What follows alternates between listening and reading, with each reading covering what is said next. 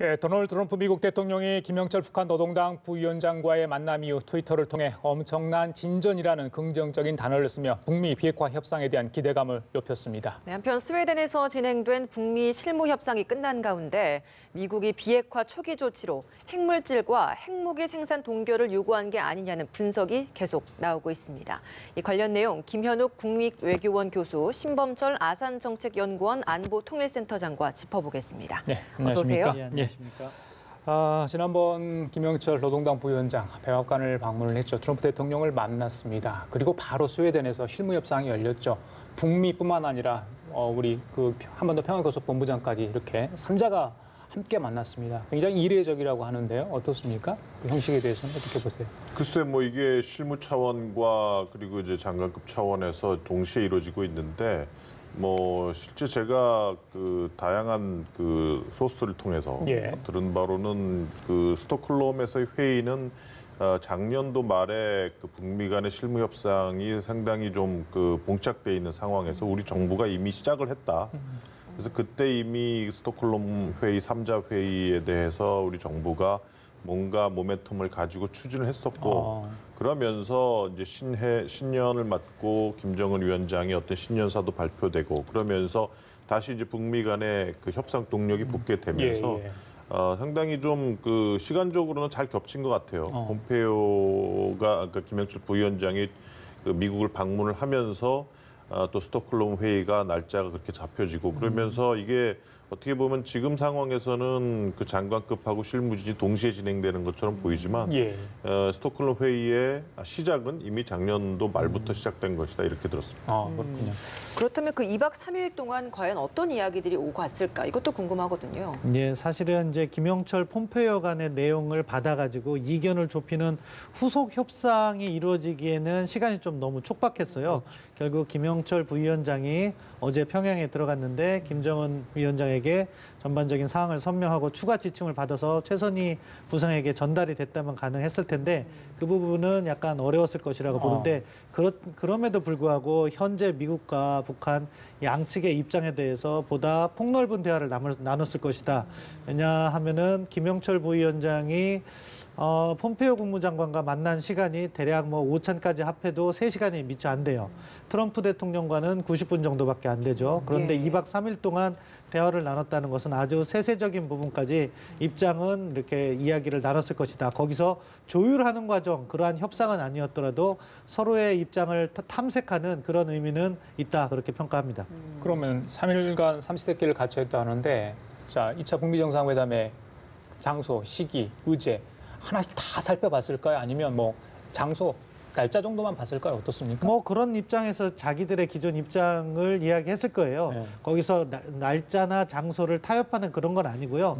전반적으로 미국이 취해야 되는 상응 조치에 대해서 북한은 주로 이야기를 했을 것이고 미국은 북한이 취해야 되는 비핵화 조치에 대해서 주로 이야기하고 그 상응 조치가 어떻게 조합되는 것이 바람직하다. 그러한 원론적인 이야기가 주로 나눠질 것이었는데요.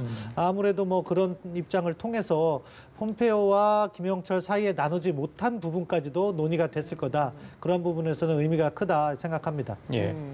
이렇게 좀 긍정적인 기류가 많이 흐르다 보니까 대북 강경파로 속하는 펜스 부통령마저도 북미 협상에 대한 굉장히 좋은 입장을 표명하고 있는 것 같아요. 보면 비핵화 실현을 위한 구체적 조치들이 논의될 것이다. 북한이 진정한 진전을 이룰 것으로 믿는다라는 표현을 썼는데 그럼 펜스 부통령의 이런 발언은 정말 실질적으로 북미 비핵화 협상이 잘 진행되고 있다라는 것으로 저희가 좀 해석하면 되겠습니까? 근데 펜스 부통령은 그렇게 얘기를 했고 그게 상당히 좀 현 상황에 대해서 고무적이다라는 느낌을 받기는 하지만 밖에 이제 폼페이오 장관이 얘기한 거는 또 조금 틀려요. 그래서 이제는 실행할 때다 하면서 이제 북한을 압박을 하기도 하고 또 비핵화는 긴 과정이기 때문에 또 위험을 줄일 필요가 있다. 그러면서 아직까지 뭔가 좀 필요하다, 협상이 필요하고 비핵화에 대한 조치를 북한으로부터 얻어내야 된다. 그러한 암시를 계속 주고 있거든요. 그래서 아마 지금 어쨌든 정상회담을 하기로 북미 간에는 시간과 장소는 대충 정해진 것 같아요. 아직 발표는 안 하고 있지만 약간 작년하고 조금 비슷한 패턴으로 가는 것 같기는 한데 어쨌든 지금 상황에서 아마 2월 말까지 계속해서 실무 협상이 진행될 가능성이 높고 이게 미국이 원하는 대로 협상이 안 됐을 경우에 과연 이걸 가지고 트럼프 대통령이 정상회담에서 김정은 위원장하고 딜을 만들어낼 것인지 예. 아니면 그런 상태에서 뭐 다른 선택을 할 것인지 뭐 그런 뭐 경우가 있는데 뭐 일단은 뭐 미국 입장에서는 뭐 어쨌든 비핵화 조치 없이는 뭐 그 제재 완화가 없다 그런 기존의 입장을 계속 되풀이하고 있고 문제는 미국이 생각하고 있는 그 비핵화 조치가 과연 무엇인가? 그러니까요. 이 신고 예. 검증 뭐 이런 얘기인가 아니면 뭐 거기에서 상당히 후퇴한 뭐 ICBM 얘기도 나오고 있고 뭐 그 생산 동결 얘기도 동결. 나오고 있기 예. 때문에 뭐 어느 것이 과연 그 미국이 수용할 수 있는 비핵화인가 또 거기에 대해서 미국은 북한에게 어떤 제재 완화 조치나 어떤 상응 조치를 주겠는가 아마 그런 것들이 가장 관심사겠죠. 예. 그러니까 일단 동결을 포함한 초기 단계 어떤 조치까지는 좋은데 이후에 로드맵이 나와야 되지 않느냐. 그것까지 돼야지 완전한 비핵화인데 그게 없다면 우리가 바라는 좀 목표하고 좀 다르지 않냐. 이게 저희들이 우려하는 거 아니겠습니까? 예, 그렇기 때문에 뭐 여기 우리나라뿐만 아니라 미국에서도 좀 우려가 많이 나오는 것 같아요. 예. 결국엔 카드를 어떻게 조합할 것인가의 문제인데 북한이 만약에 많은 것을 내놓는다 하면은 가장 중요한 것은 영변 핵시설에 대한 신고 검증, 철저한 뭐 시료 채취가 포함된 검증이죠. 이러면은 미국도 개성공단이나 금강산 관광까지 같이 맛 교환할 가능성은 있다고 봅니다. 그게 현재 시점에서 2차 북미 정상회담을 바라보는 빅딜이 되는 거죠. 근데 만약에 북한이 그 정도 하지 않겠다. 예. 핵활동 동결 정도만 한다면 미국도 개성공단이나 금강산 관광을 주기는 어려울 거예요. 그러면은 뭐 인도적 지원이라든가 뭐 연락사무소 이 정도로 해서 동결과 그 두 가지를 맞바꾸는 이렇게 되면은 스몰딜이 되는 거죠. 예. 근데 이 스몰딜이 됐을 때 전체 로드맵이 없으면 비핵화 과정이 너무 지연되는 거죠. 그렇죠. 그렇기 때문에 로드맵이 필요하지 않느냐 하는 이야기가 제기되는 거고요. 예. 저는 빅딜, 스몰딜 말고도 배딜이 있다고 생각합니다. 나쁜 거래가 뭐냐면은 미국이 그 말씀하신 그런 비핵화 로드맵 없이 뭐 북한이 영변 핵시설에 대한 폐기 이야기는 하진 않지만 대신에 핵활동 동결과 미국이 희망하는 장거리 미사일을 갖다가 폐기하겠다 이렇게 얘기를 하고 그 대신에 개성공단과 금강산 관광을 내놔라. 이것을 미국이 성과를 내기 위해서 받게 되면은 이제 핵 검증이라는 것이 사실상 무력화되기 때문에 예. 그건 나쁜 거래라고 생각하는데 현재로서는 빅딜, 스몰딜, 배딜 가능성은 다 열려 있다 생각합니다. 지금 말씀해 주셨던 그 비핵화 조치의 수준, 뭐 핵 미사일 동결이나 뭐 이런 부분, 폼페이오 장관의 최근의 발언을 보면 뭐 핵 미사일 동결이나 이런 것들을 감소시키는 수준으로만 발언을 하고 있기 때문에 네. 어찌 보면 그런 수준의 정말 스몰딜 수준의 거래가 있지 않을까라는 추측이 좀 많이 나오고 있거든요. 가능성 어떻게 보십니까? 예, 그러니까 말씀하셨듯이 폼페이오 장관이 그 핵 능력 확장을 감소하는 데 예. 목표를 둔다 이런 얘기를 했어요. 그러니까 결국은 지금 계속 생산하고 있는 활동하고 있는 핵 능력을 중단시키는 동결 조치가 의미가 아니냐 그런 얘기를 하고 있는데 예. 실제 보면은 그 작년도 노동당 몇 월이죠? 4월인가 전원 회의에서 세 가지를 밝혔단 말이에요. 그러니까 핵을 사용 안 하고 시험 안 하고 이전 안 하겠다. 근데 올해 신년사에서 생산을 안 하겠다 또 하나가 들어갔어요. 그래서 김정은 위원장 입장에서는 미국이 계속 뭐 요구하는 신고, 사찰 이거 다 못하겠다는 거고 그러면서 이제 생산 중단 카드를 내밀었는데 이제 미국 측에서 이걸 받고 만족을 하겠느냐는 거예요. 이제 결국은 트럼프가 어떤 행동을 취하겠느냐인데 트럼프가 국내 정치적으로 상당히 힘들어요 지금.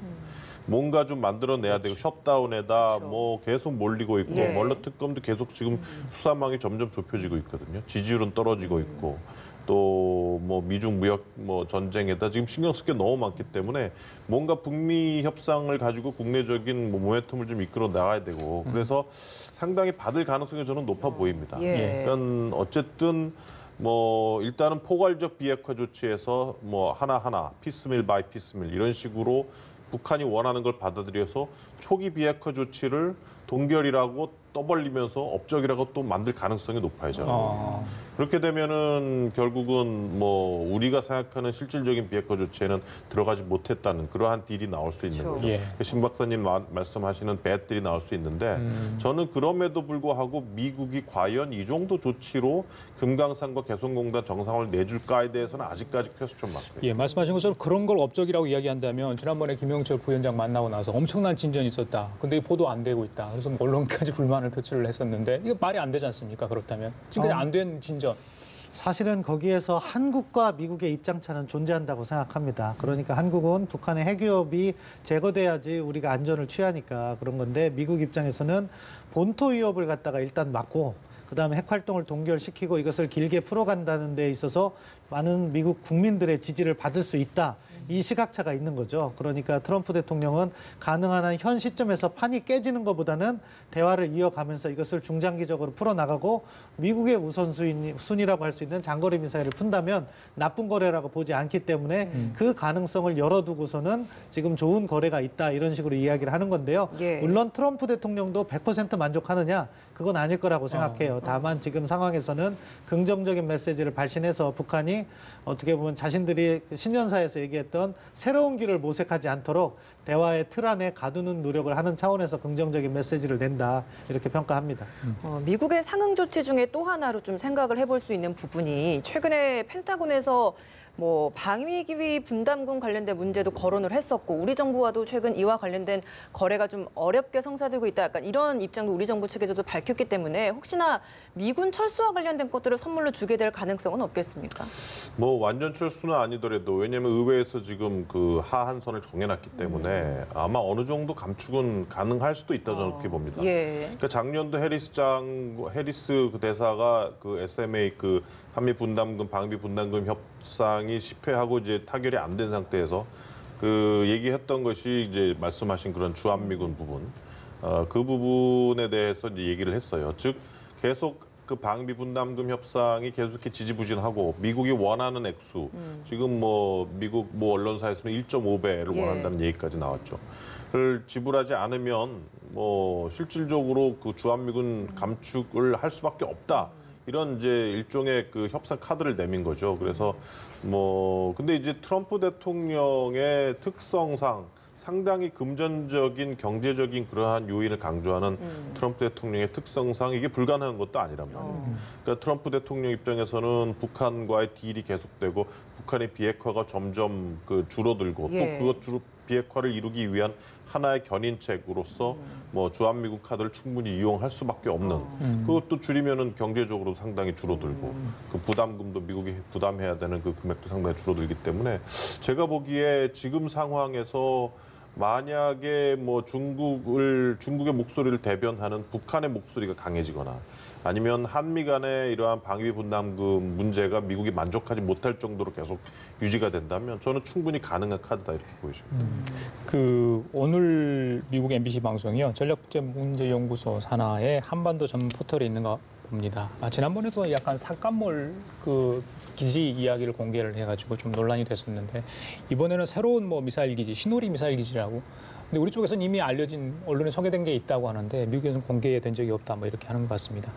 그때 삭감몰 때도 이게 논란이 되지 않았습니까? 이 시점에 그러니까 2차 북미 정상회담 또 실무 협상까지 진행 중인 와중에 이게 나왔단 말이죠. 어떤 배경으로 해석을 할 수 있을까요? 뭐 미국 학계라든가 이쪽 전문가들의 우려가 반영된 거라고 봅니다. 트럼프 대통령은 지금 협상이 잘 진행되고 있다고 이렇게 이야기를 하고 있지만 그런 전문가 집단에서는 아니다, 지금 문제가 있다 하는 것을 지적하기 위해서 뭐 주요 타이밍을 그쪽도 나름대로 잡았다고 생각해요. 그러면서 내놓은 건데요. 너무 믿지 마라. 예, 북한의 그렇죠. 진정성을 좀 예. 의심해봐라. 그리고 이런 북한의 겁니까? 위협이 지금도 증가되고 있다. 예. 이 점을 지적하기 위함이라고 생각하는데요. 예. 그 CSIS의 비안더 파라렐, 그러니까 뭐 군사분계선 위쪽 북한을 의미하는 건데 거기에 버뮤대즈라는 위성 사진 분석가가 있어요. 원래 전에는 미국 그 정보당국에서 북한 위성 사진을 분석했는데 맞습니다. 이제 민간에서 그 활동을 하고 있는데 시노리 기지 활동을 계속해서 분석하면서 거기에 특이사항이 있다는 점을 알린 거죠. 그렇기 때문에 지금 북한에 대해서 협상을 하는데 안이한 자세로 임해서는 안 되고 실질적인 비핵화 조치를 만들어내라, 그런 요구사항이라고 평가합니다. 예. 지금 계속 쭉 나오고 있는 북한의 비핵화 조치 그리고 미국의 상응 조치 이런 것들 쭉 보면 우리나라 입장에서는 사실 원하는 결과물은 아닌 건 맞는 것 같습니다. 때문에 우리 정부 입장에서도 좀 뭔가 외교적으로 필요한 조치를 해야 될 것 같은데 지금 이 상황에서 좀 어떤 조치를 좀 해 나갈 수 있을까요? 글쎄요, 지금 뭐 스톡홀름 회의가 끝났지만 뭐 이동 본부장도 거기 가서 회의를 참석을 했는데 뭐 실질적으로 남북미 3자 회의를 하게 되면 어쨌든 우리가 직접적으로 참여 당사국이 되는 거니까 북미 간의 입장에 대해서 직접적으로 조언이나 우리의 입장을 전달을 할 수는 있어요.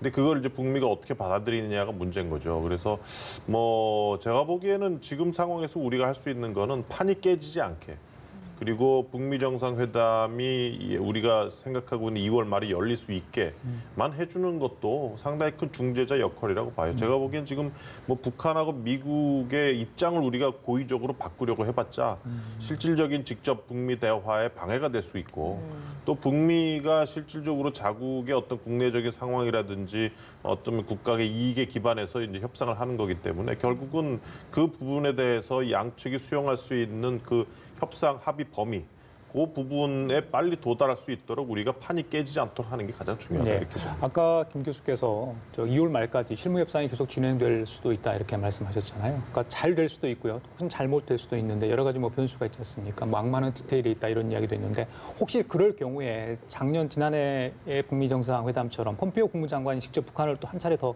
방문할 가능성도 있다고 보십니까?